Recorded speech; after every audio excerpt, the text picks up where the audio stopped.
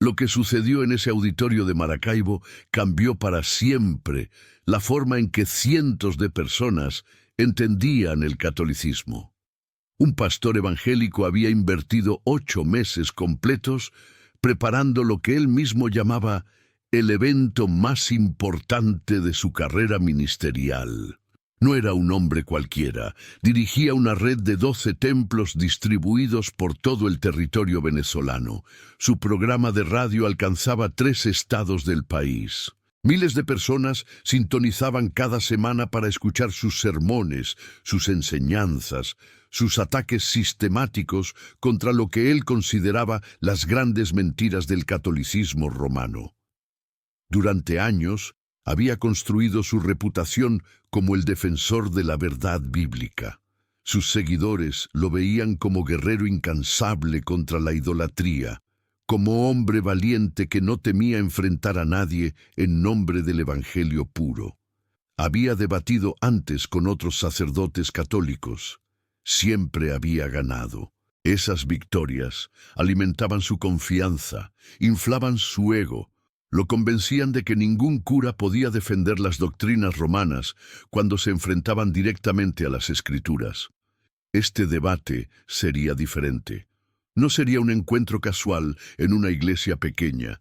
Sería evento masivo, organizado con precisión militar, diseñado para generar impacto duradero en toda Venezuela.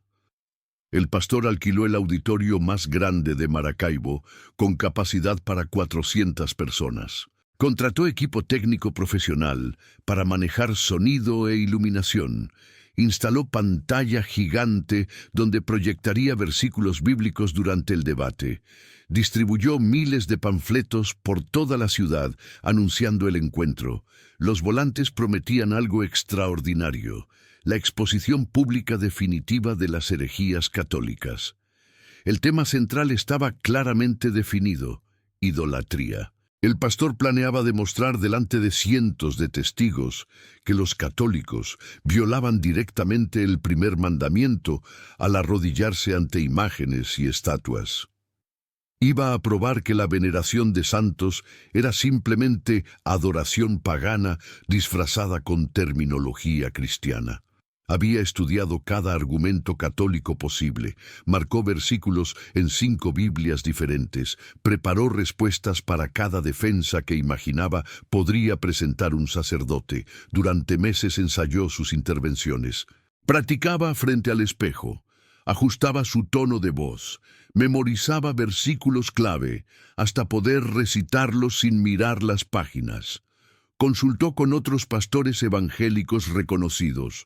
Todos coincidían en que su estrategia era sólida, irrefutable. Le aseguraban que ningún católico podría defenderse adecuadamente contra los argumentos que había preparado. La Biblia era clara. El primer mandamiento prohibía hacer imágenes de escultura. No había forma de esquivar esa verdad. El pastor decidió traer refuerzos intimidatorios. Invitó a 7 pastores auxiliares de su red de iglesias.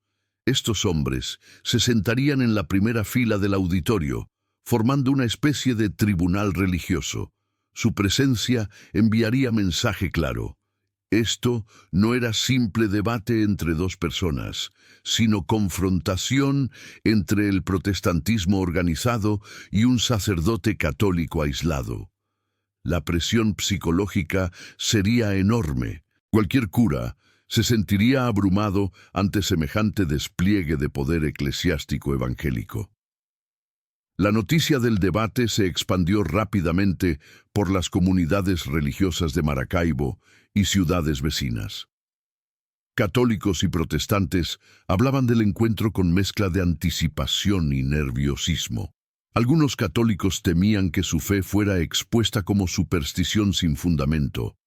Muchos protestantes ya celebraban por anticipado lo que consideraban victoria segura de su líder. Las expectativas eran altísimas. Todos sabían que presenciarían algo significativo, algo que se recordaría durante años. El pastor eligió personalmente a su oponente. No invitó a cualquier sacerdote. Investigó quién era considerado el defensor católico más preparado de Venezuela. Los nombres que aparecían una y otra vez en sus consultas señalaban al mismo hombre, el padre Luis Toro, sacerdote venezolano conocido por su profundo conocimiento de las Escrituras, por su capacidad de explicar doctrinas complejas con claridad notable, por su paciencia infinita al dialogar con protestantes. Algunos decían que conocía la Biblia mejor que muchos pastores evangélicos. El pastor escuchó estos comentarios y sonrió con desprecio. Imposible que un cura católico conociera las Escrituras mejor que él. Envió carta formal al padre Luis Toro. El tono era desafiante, casi burlón. Lo invitaba a defender públicamente las doctrinas católicas si tenía el valor suficiente. Especificaba tema, lugar, reglas del debate. Establecía que cada participante tendría 40 minutos para presentar argumentos iniciales, después 20 minutos cada uno para réplicas. Un moderador neutral controlaría los tiempos estrictamente. No habría interrupciones. Todo se desarrollaría con orden y respeto, al menos superficialmente. La respuesta llegó en pocos días. El padre Luis Toro aceptaba el debate. Confirmaba su asistencia, agradecía la oportunidad de dialogar sobre temas tan importantes. Su respuesta era breve, cortés, sin ninguna arrogancia ni desafío. Esta humildad desconcertó momentáneamente al pastor. Esperaba defensiva, negativas, excusas. En cambio, recibió aceptación tranquila de alguien que parecía completamente confiado. El pastor interpretó esto como ingenuidad. El cura no entendía contra quién iba a enfrentarse. No sabía que estaba caminando directamente hacia su propia humillación pública. El pastor intensificó su preparación. Dedicaba 5 horas diarias solo a estudiar los versículos que usaría. Organizó reuniones con sus 7 pastores auxiliares para revisar la estrategia completa. Dividieron el tema de la idolatría en bloques específicos, imágenes en el Antiguo Testamento, la adoración verdadera según el Nuevo Testamento, la historia de cómo Roma corrompió el cristianismo primitivo introduciendo prácticas paganas. Cada bloque tenía múltiples argumentos respaldados por versículos precisos. Habían construido caso aparentemente hermético, sin fisuras, sin puntos débiles. Durante las semanas previas al debate, el pastor usó su programa de radio para calentar el ambiente. Dedicaba segmentos completos a atacar la veneración católica de imágenes. Leía versículos bíblicos al aire, los repetía, los explicaba con voz indignada. Acusaba a la Iglesia Católica de engañar a millones de almas sinceras. Afirmaba que el debate próximo expondría definitivamente estas mentiras.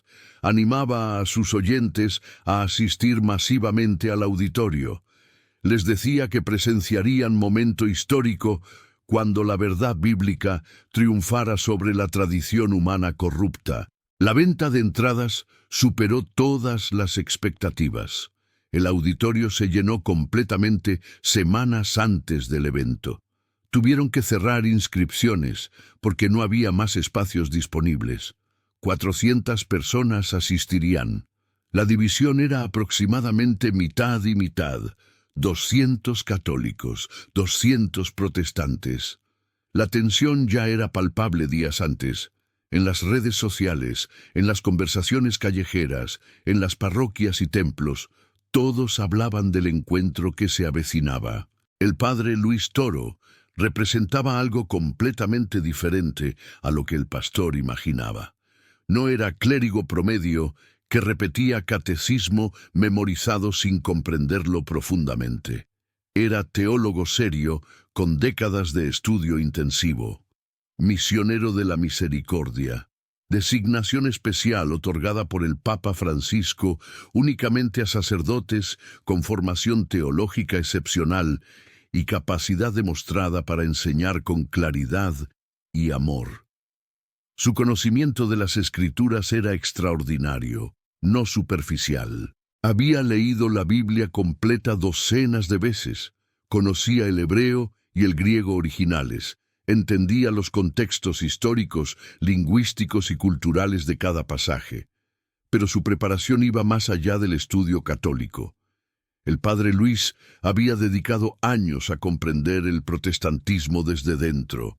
Leyó directamente a Lutero, no resúmenes católicos sesgados. Estudió a Calvino, Wesley, los reformadores principales. Conocía sus argumentos mejor que muchos protestantes. Esta comprensión profunda lo convertía en oponente formidable. No podía ser sorprendido por objeciones evangélicas porque las había escuchado, analizado y respondido cientos de veces. Sabía exactamente por qué los protestantes creían lo que creían. Entendía la lógica interna de sus posiciones, lo cual le permitía dialogar honestamente sin caricaturizar sus creencias. Su humildad era genuina, no falsa modestia. Comprendía que el verdadero conocimiento produce humildad, no arrogancia. Mientras más estudiaba las Escrituras y la teología, más consciente se volvía de cuánto le faltaba por aprender. Esta actitud contrastaba radicalmente con la del pastor, cuyo conocimiento limitado lo había vuelto orgulloso y cerrado. El padre Luis sabía que este debate no era competencia para inflar el ego, sino oportunidad para enseñar verdad con amor. No iba a humillar a nadie, sino a clarificar malentendidos que separaban innecesariamente a cristianos sinceros. Llegó el momento. El auditorio de Maracaibo hervía con energía nerviosa. 400 personas ocupaban cada asiento disponible. No quedaban espacios vacíos. El ambiente era eléctrico, cargado de expectativas encontradas. Los protestantes presentes irradiaban confianza absoluta. Habían venido a celebrar victoria segura de su líder. Traían Biblias marcadas, cuadernos para tomar notas, expresiones de anticipación triunfal. Esperaban ver cómo su pastor exponía las contradicciones católicas, cómo demostraba que Roma había traicionado el evangelio original. Los católicos mostraban nerviosismo evidente. Muchos habían escuchado ataques protestantes durante años sin saber cómo responderlos adecuadamente. Confiaban en que el padre Luis defendería bien la fe, pero también temían que el pastor, con su reputación de polemista agresivo, pudiera abrumar al sacerdote con argumentos que sonaban convincentes superficialmente. No sabían que estaban a punto de presenciar demostración magistral de conocimiento bíblico que superaría enormemente sus expectativas más optimistas. El moderador seleccionado era profesor de filosofía reconocido en Maracaibo. Hombre respetado por ambas comunidades religiosas, conocido por su imparcialidad y seriedad académica. Abrió el evento explicando las reglas con voz firme y clara. Enfatizó que esto era intercambio teológico serio, no espectáculo de entretenimiento. Cada participante tendría exactamente 40 minutos para presentar argumentos iniciales. Después, cada uno dispondría de 20 minutos para réplicas. Los tiempos serían aplicados estrictamente, sin excepciones. No se permitirían interrupciones durante las exposiciones. El público debía mantener silencio absoluto. Aplausos, abucheos o cualquier manifestación ruidosa resultarían en expulsión inmediata. El tono serio del moderador estableció atmósfera apropiada. Esto no sería circo religioso donde ganara quien gritara más fuerte. Sería confrontación intelectual donde los argumentos hablarían por sí mismos. Ambos participantes tendrían oportunidad igual de presentar sus casos sin interferencias. Al final, la audiencia juzgaría por sí misma quién había defendido mejor su posición. El pastor evangélico había solicitado hablar primero. Su petición fue aceptada. Se puso de pie con movimientos deliberadamente teatrales. Caminó hacia el centro del escenario con pasos enérgicos, casi agresivos. Quería que todos notaran su presencia dominante. colocó sus 5 Biblias sobre el atril con golpe seco que resonó en el silencio expectante del auditorio. Miró al público con expresión intensa, ignorando completamente al padre Luis. Buscaba establecer conexión emocional con la audiencia antes de comenzar su ataque verbal. Empezó agradeciendo al moderador, a los organizadores, a los asistentes por su presencia. Luego declaró con voz potente que había organizado este debate movido únicamente por amor a la verdad bíblica. Afirmó que durante demasiado tiempo millones de personas sinceras habían sido engañadas por doctrinas sin fundamento en las Sagradas Escrituras. Su tono resumaba indignación controlada. Presentaba su presencia no como arrogancia personal, sino como deber sagrado de defender el Evangelio puro contra corrupciones religiosas que ponían en peligro las almas eternas de los fieles católicos engañados. Su primer ataque fue directo, contundente, diseñado para impactar emocionalmente. Levantó una de sus Biblias en alto y gritó con voz que retumbó por todo el auditorio: «Curita, esto es idolatría». Las palabras cayeron como martillazo sobre el silencio tenso. Repitió la acusación 3 veces, cada vez más fuerte. Luego abrió la Biblia en Éxodo 20 y comenzó a leer con voz dramática: «No harás imagen de escultura, ni ninguna semejanza de lo que esté arriba en el cielo, ni abajo en la tierra, ni en las aguas debajo de la tierra. No te inclinarás ante ellas ni las honrarás». Cerró la Biblia con golpe seco. Miró al público con expresión de triunfo anticipado. Preguntó retóricamente con voz acusadora cómo los católicos podían ignorar mandamiento tan claro, tan directo, tan imposible de malinterpretar. Dios mismo, proclamó, había prohibido explícitamente hacer imágenes de escultura. Sin embargo, las iglesias católicas estaban repletas de estatuas, pinturas, imágenes de todo tipo. Los fieles católicos se arrodillaban ante estas imágenes, las besaban, les encendían velas, les rezaban. Esto, afirmó categóricamente, era violación directa del primer mandamiento. Desarrolló el argumento durante 10 minutos sin pausa. Citó múltiples versículos del Antiguo y Nuevo Testamento que enfatizaban la adoración exclusiva al Dios verdadero.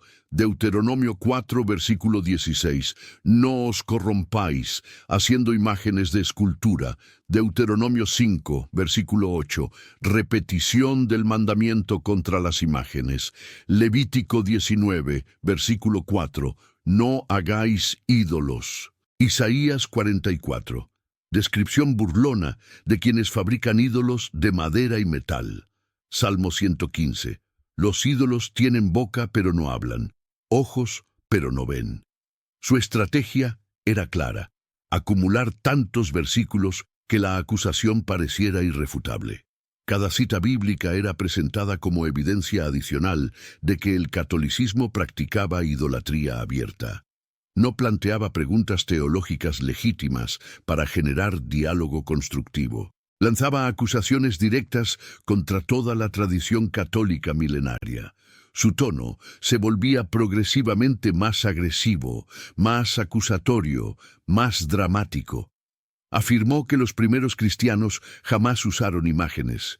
Según él, la iglesia primitiva adoraba solo en espíritu y verdad, sin necesidad de representaciones visuales. Las imágenes fueron introducidas siglos después, cuando la Iglesia católica comenzó a alejarse de las enseñanzas bíblicas puras para acomodar prácticas paganas que facilitaran conversiones masivas. Presentó esta narrativa como hecho histórico indiscutible, aunque no proporcionó ninguna fuente académica seria que respaldara tales afirmaciones. Confiaba en que su audiencia protestante aceptaría estas declaraciones sin cuestionarlas, y que los católicos presentes no sabrían cómo refutarlas adecuadamente.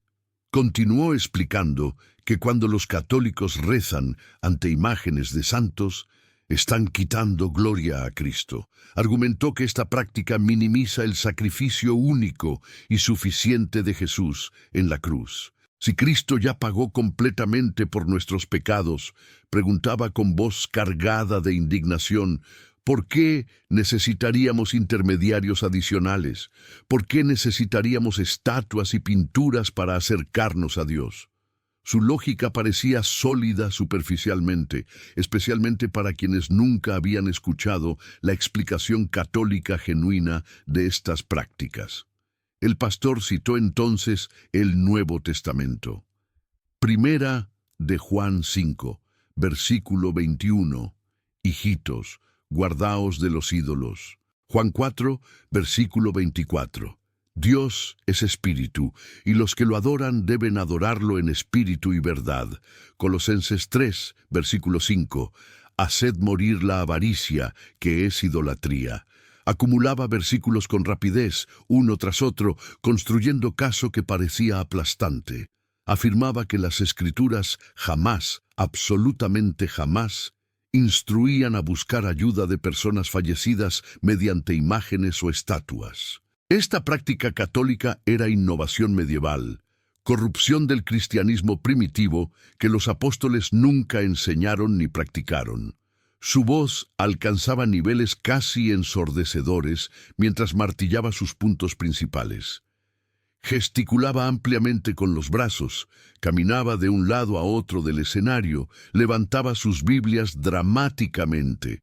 La actuación estaba diseñada cuidadosamente para impresionar emocionalmente al público, tanto como sus argumentos pretendían convencerlos intelectualmente. Sabía que en debates públicos las emociones frecuentemente pesan más que la lógica pura. Necesitaba que la audiencia sintiera la indignación justa contra lo que presentaba como ofensa grave a Dios. Proyectó versículos en la pantalla gigante. Las palabras bíblicas aparecían en letras enormes que todos podían leer claramente. Éxodo 20, Deuteronomio 5, Isaías 44. Cada versículo permanecía visible mientras él lo leía en voz alta, enfatizando palabras clave. La combinación de estímulos visuales y auditivos era poderosa.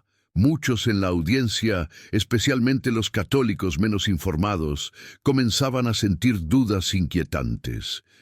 Quizás el pastor tenía razón. Quizás habían estado equivocados toda la vida. El pastor enfatizó que no atacaba a las personas católicas, sino a las doctrinas falsas que las mantenían cautivas. Afirmó amar a los católicos sinceros que habían sido engañados por líderes religiosos corruptos. Su problema, declaró con aparente compasión, era con Roma, con el Vaticano, con el sistema religioso que perpetuaba enseñanzas antibíblicas. Quería liberar a los católicos de cadenas doctrinales que los separaban del Dios verdadero. Esta táctica retórica era calculada para sonar razonable, amorosa, cuando en realidad estaba atacando despiadadamente las creencias más profundas de la mitad de la audiencia. Concluyó su primer bloque con declaración dramática. Proyectó en la pantalla gigante una imagen de católicos arrodillados ante estatua de la Virgen María. Señaló la imagen y gritó: Esto mismo que están viendo es exactamente lo que Dios prohibió en el primer mandamiento. No hay forma de negarlo, no hay forma de reinterpretarlo. Es idolatría clara, obvia, indiscutible. Si el padre Luis puede demostrar bíblicamente que esto no es idolatría, yo aceptaré la corrección públicamente. Pero necesito ver prueba escriturística clara, no tradiciones humanas, inventadas siglos después de los apóstoles. Esta declaración final sonaba razonable y abierta al diálogo honesto, pero era trampa retórica cuidadosamente diseñada. El pastor asumía que no existía tal prueba bíblica. Creía firmemente que el padre Luis tendría que recurrir inevitablemente a tradiciones extrabíblicas para defender las prácticas católicas. Ese momento sería su oportunidad perfecta para declarar victoria citando el principio protestante de sola escritura. Solo la Biblia es autoridad final. Todo lo demás son invenciones humanas sin valor vinculante. Terminó sus 40 minutos con gesto teatral. Cerró todas sus Biblias simultáneamente. Miró directamente al padre Luis por primera vez. Su expresión mezclaba desafío y desprecio apenas disimulado. Luego se dirigió al público una vez más y proclamó con voz resonante: «La verdad los hará libres. La Biblia es clara. Dios rechaza las imágenes de escultura. El catolicismo defiende las imágenes de escultura. Por lo tanto, el catolicismo contradice a Dios. La lógica es simple, innegable, irrefutable». Volvió a su asiento con expresión de total confianza. Estaba convencido de que acababa de asestar golpe mortal contra el catolicismo. Los protestantes presentes querían aplaudir, pero el moderador los detuvo con mirada severa. Las reglas establecían silencio absoluto. Sin embargo, sus rostros mostraban satisfacción evidente. Su líder había presentado caso demoledor. ¿Cómo podría cualquier cura católico defender lo indefendible? Los 7 pastores auxiliares en la primera fila sonreían con expresiones de victoria anticipada. Todo estaba saliendo exactamente como habían planeado.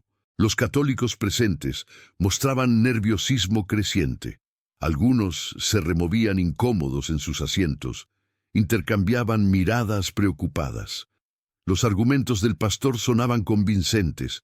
Los versículos bíblicos eran reales. Estaban ahí en las Escrituras. ¿Cómo respondería el padre Luis? ¿Tenía respuesta adecuada o simplemente admitiría que la Iglesia se había equivocado durante siglos? El nerviosismo era palpable en toda la sección católica del auditorio. El moderador indicó que el padre Luis Toro tenía ahora 40 minutos para presentar su posición. El sacerdote se puso de pie sin apresuramiento alguno. No había urgencia en sus movimientos. No mostraba señales de nerviosismo o preocupación. Caminó hacia el frente con pasos tranquilos, medidos, completamente serenos. No llevaba notas ni papeles, no traía presentaciones preparadas ni slides coloridos. Solo cargaba su Biblia, gastada por años de uso constante, llena de marcas y anotaciones en los márgenes. La colocó sobre el atril con cuidado, sin golpes dramáticos. Miró primero al pastor con respeto genuino, sin hostilidad alguna en su expresión. Luego dirigió su mirada al público. Sus ojos eran claros, directos, sin temor, pero también sin arrogancia. Comenzó hablando con voz tranquila pero perfectamente audible en todo el auditorio. Agradeció al pastor por su participación en el debate. Agradeció al moderador por su imparcialidad. Agradeció a todos los presentes por su interés en comprender mejor estos temas tan importantes para la fe cristiana. Inició su respuesta con humildad desarmante. Reconoció que el pastor había citado versículos bíblicos reales y legítimos. Nadie negaba que esos versículos existieran en las Escrituras. Nadie negaba que Dios prohibiera la idolatría. De hecho, afirmó el padre Luis con voz clara, la Iglesia Católica condena la idolatría tan fuertemente como cualquier protestante. La idolatría es pecado grave, mortal, que separa al alma de Dios. Ningún católico bien instruido adoraría jamás una imagen o estatua.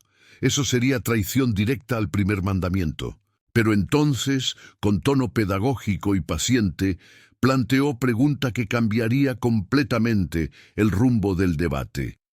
Si Dios prohibía absolutamente cualquier imagen, cualquier representación visual, ¿por qué el mismo Dios ordenó hacer imágenes para el tabernáculo y el templo? El silencio en el auditorio se volvió denso, pesado. Nadie esperaba esa pregunta. El pastor frunció el ceño, su expresión de confianza vaciló momentáneamente. El padre Luis abrió su Biblia. Éxodo 25, versículos 18 al 20. Leyó con voz pausada, clara. Harás también 2 querubines de oro, labrados a martillo los harás en los 2 extremos del propiciatorio. Estos querubines extenderán por encima las alas, cubriendo con sus alas el propiciatorio, con sus rostros el uno enfrente del otro, mirando al propiciatorio. Cerró la Biblia momentáneamente, miró al público, luego al pastor. La pregunta flotaba en el aire sin respuesta. Continuó citando versículos que el pastor había convenientemente omitido. Números 21, versículos 8 y 9. Y Jehová dijo a Moisés: hazte una serpiente ardiente y ponla sobre una asta, y cualquiera que sea mordido y la mire, vivirá. Hizo Moisés una serpiente de bronce y la puso sobre una asta. El padre Luis cerró los ojos brevemente, como quien medita en verdad profunda, luego los abrió y continuó. Primer libro de Reyes, capítulo 6, versículos 23 al 29. El texto describía el templo de Salomón, construido según las especificaciones exactas que Dios mismo había dado. Hizo también en el santuario 2 querubines de madera de olivo, cada uno de 10 codos de altura. Cubrió de oro los querubines, y esculpió todas las paredes de la casa alrededor con figuras de querubines, palmeras y botones de flores, por dentro y por fuera. La voz del padre Luis permanecía tranquila, pero cada palabra caía con peso de martillo sobre yunque. No necesitaba gritar, porque sus argumentos hablaban con fuerza propia. Continuó con Primer libro de Reyes, capítulo 7, versículos 25 y siguientes. El mar de fundición descansaba sobre 12 bueyes de bronce. 3 miraban al norte, 3 al sur, 3 al este, 3 al oeste. El templo más santo del Antiguo Testamento, la casa misma de Dios, estaba decorado con imágenes esculpidas por todas partes. Proyectó estos versículos en la pantalla gigante, usando el mismo equipo que el pastor había utilizado. Las palabras bíblicas aparecían claramente para que todos las leyeran. Éxodo 25, Números 21, Primer Reyes 6, Primer Reyes 7. Cada referencia permanecía visible mientras el padre Luis explicaba su significado. La lógica era irrefutable, devastadora. Si Dios prohibía absolutamente cualquier imagen, ¿por qué Él mismo ordenó construir querubines, serpientes de bronce, bueyes esculpidos, leones, palmeras talladas? El pastor intentaba mantener expresión serena, pero su rostro comenzaba a mostrar signos de tensión. No esperaba esto. Había estudiado los versículos que prohibían imágenes, pero nunca consideró seriamente los versículos que ordenaban construir imágenes. Su preparación tenía agujero enorme, que el padre Luis acababa de exponer despiadadamente ante 400 personas. El sacerdote continuó con paciencia infinita. Explicó la diferencia crucial entre adoración e idolatría. Dios no prohibía las imágenes en sí mismas, prohibía adorar las imágenes como si fueran dioses. Los israelitas pecaron cuando adoraron el becerro de oro como si fuera Dios mismo, pero no pecaron cuando miraban la serpiente de bronce para ser sanados, porque no adoraban la serpiente, la usaban como instrumento de la gracia divina. Cuando siglos después los israelitas comenzaron a adorar la serpiente de bronce, el rey Ezequías la destruyó correctamente porque se había convertido en ídolo. La distinción era cristalina. Los católicos no adoran las imágenes.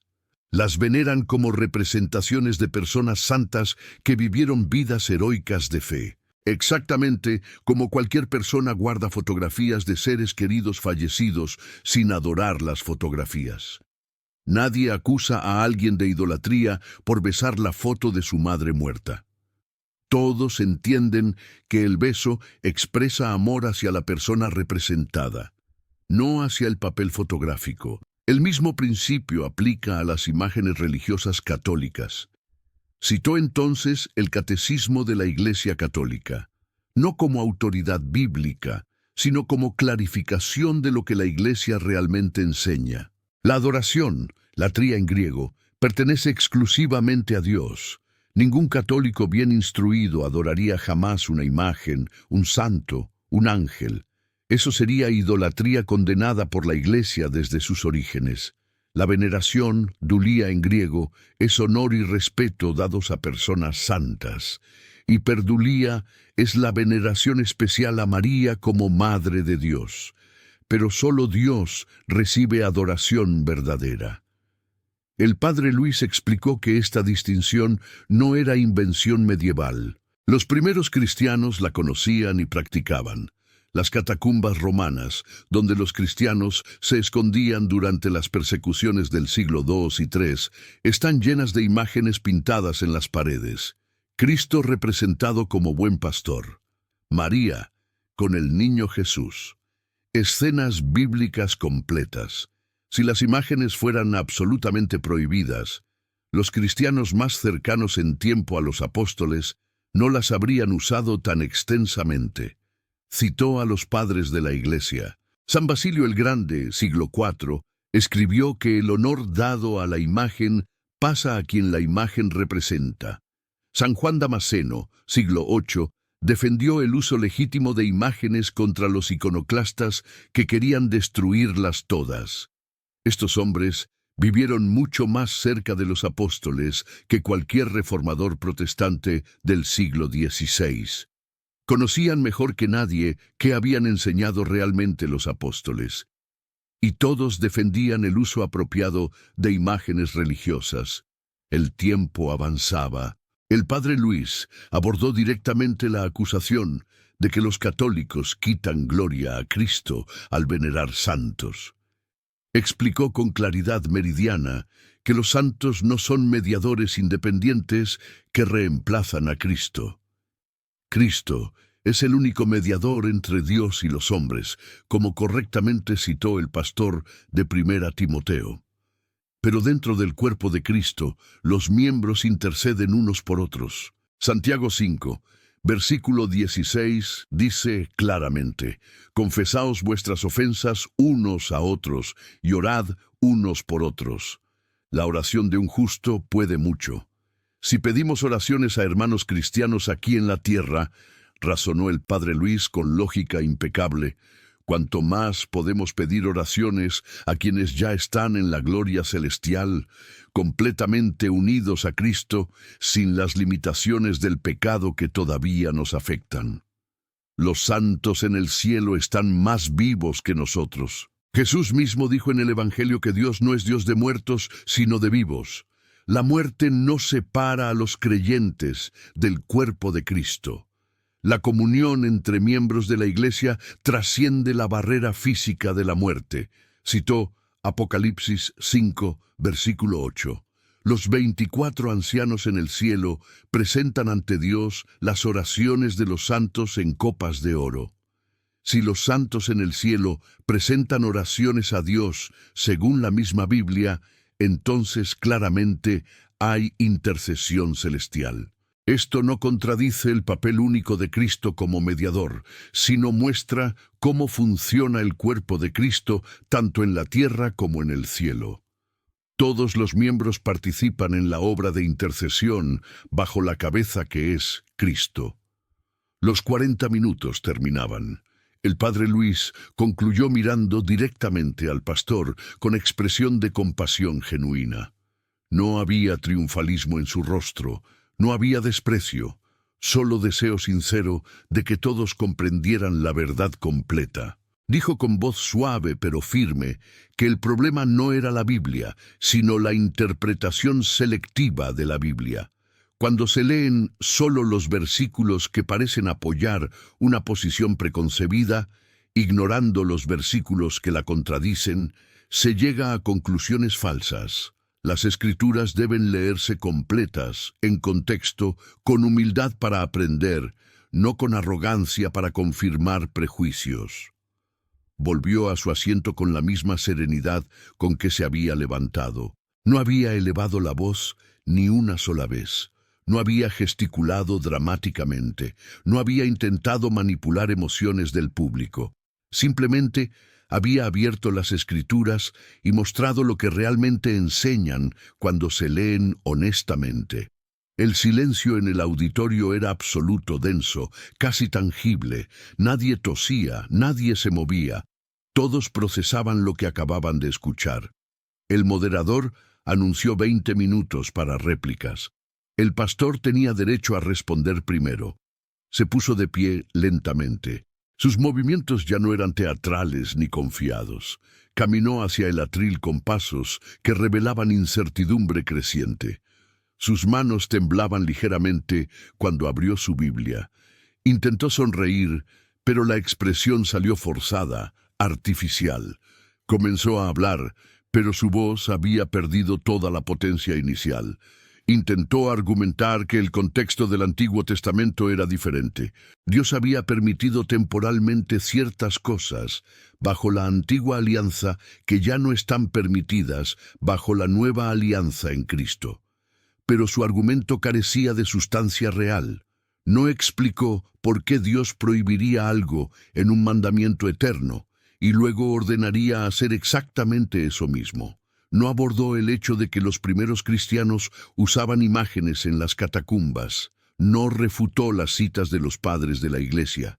Su respuesta se volvió circular, repetitiva. Volvía una y otra vez a los mismos versículos que había citado inicialmente, pero ahora sonaban huecos. El padre Luis ya había explicado esos versículos en su contexto completo. Simplemente repetirlos sin abordar las objeciones que se habían planteado no constituía refutación válida. El pastor lo sabía. Todos en el auditorio lo sabían. Su réplica se desmoronaba ante los ojos de 400 personas. Intentó cambiar de táctica. Acusó al padre Luis de confiar demasiado en tradiciones humanas en lugar de la Biblia sola. Pero esta acusación cayó plana porque el sacerdote había fundamentado toda su defensa en las Escrituras mismas.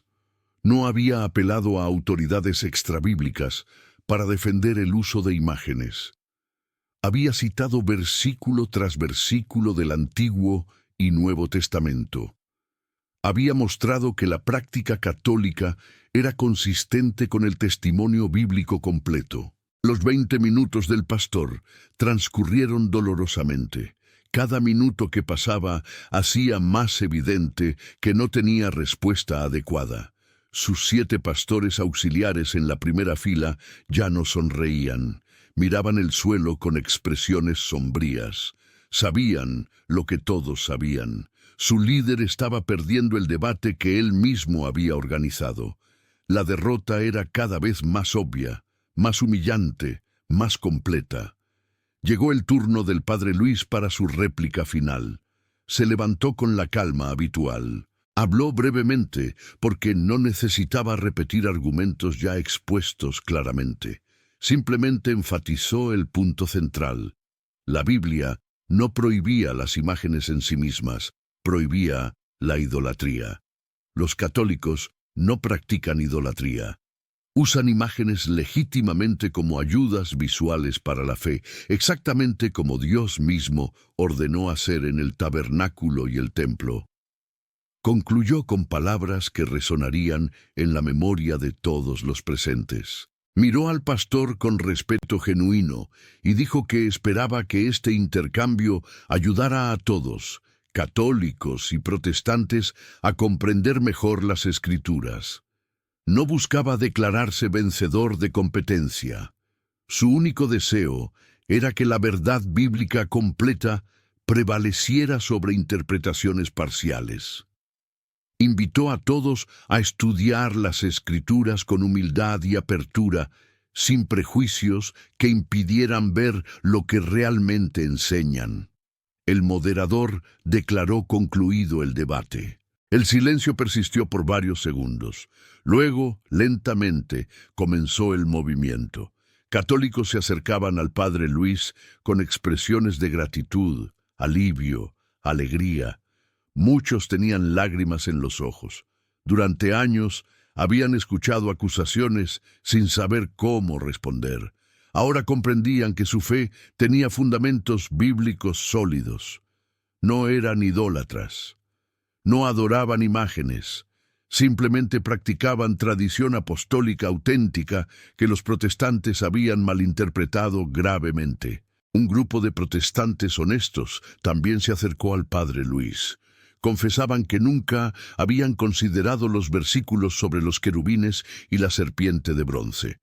Admitían que sus pastores les habían enseñado solo parte de la verdad. Pedían información sobre cómo aprender más. El sacerdote les entregaba direcciones de centros de estudio bíblico, los animaba a investigar con mente abierta. El pastor permanecía de pie junto al atril, inmóvil, con expresión vacía. Sus colaboradores se acercaron intentando consolarlo, pero no encontraban palabras apropiadas. ¿Qué podían decir? Todos habían presenciado lo que había sucedido. El debate que organizaron para humillar al catolicismo había terminado con su líder siendo desmantelado por la misma Biblia que él afirmaba conocer también. Uno de los pastores auxiliares sugería en voz baja que quizás debían reconsiderar algunas de sus enseñanzas sobre el catolicismo. Otro insistía en que no podían admitir error públicamente porque perderían credibilidad con sus congregaciones. El tercero permanecía en silencio, procesando internamente todo lo que había escuchado. Sus certezas absolutas se tambaleaban peligrosamente. El pastor finalmente habló con voz quebrada.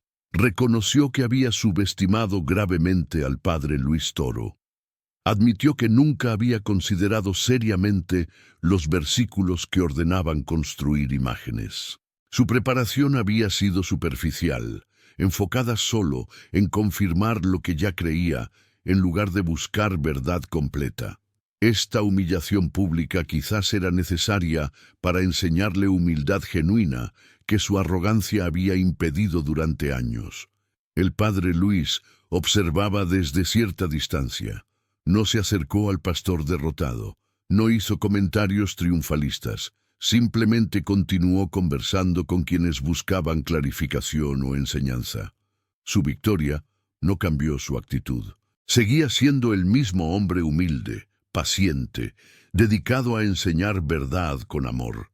Las 400 personas que presenciaron este evento lo recordarían por el resto de sus vidas.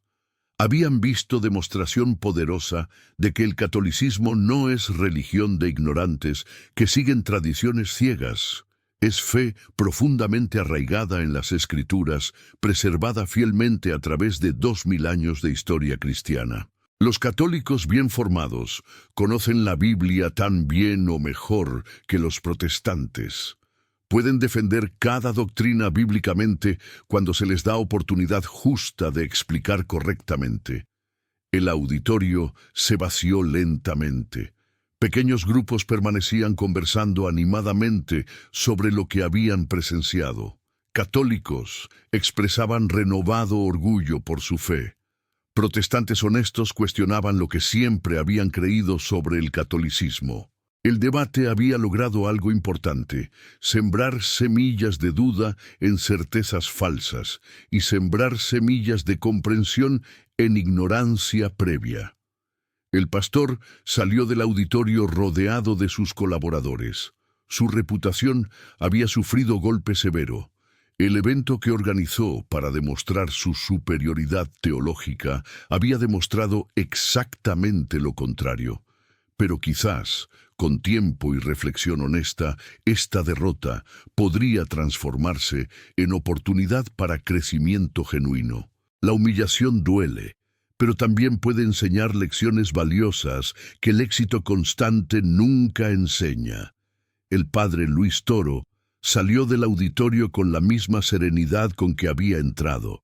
No había venido a ganar debate, sino a defender verdad.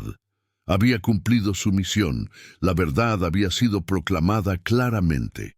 Ahora dependía de cada persona presente decidir si aceptarían esa verdad o continuarían aferrándose a malentendidos que separaban innecesariamente a cristianos sinceros que deberían estar unidos en Cristo.